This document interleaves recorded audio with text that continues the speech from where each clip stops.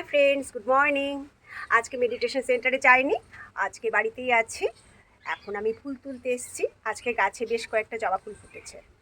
এই গাছগুলো সব আমার হাতে লাগানো। এই দেখো, এই গাছটা দেখো কত সুন্দর ফুল ফুটেছে। দেখো, বাড়ির গাছ থেকে ফুল তুলে পুজো দিতে বেশ লাগে।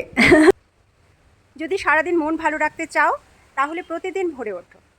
ভোরের সৌন্দর্য দিনে আর কখনো পাবে না, যেটা আমি পাই।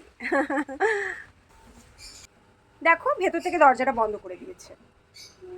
আরে দরজাটা খোলো। আজ সানডে, তাই লুচি আর ঘুগনি করব টিফিনে। আজকের মেনু বিট আলু ভাজা, মাছের মাথা দিয়ে মুগ ডাল, কাতলা মাছ আর চিকেন।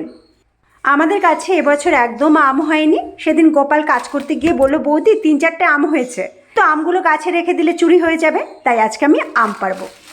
আমাদের আমগুলো যদি বড় হতো না তাহলে 1 কিলো 1.5 কিলো ওজন হতো, তেমনি সুস্বাদু খেতে।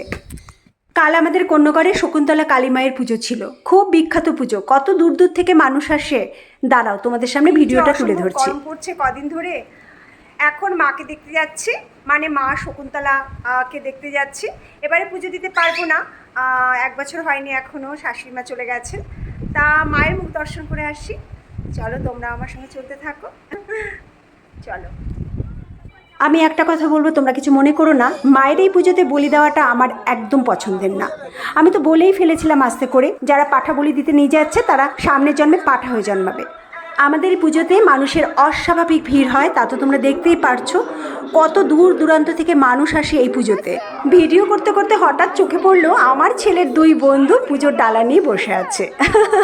বললাম, উপোস করেছিস? বলে, না না, উপোস করিনি, তবে নিরামিষ খেয়েছি। খুব ভালো লাগলো ওদেরকে দেখে। অসম্ভব ভিড়, অসম্ভব ভিড়। এবার দাঁড়িয়ে ঠাকুর দেখতে পারিনি।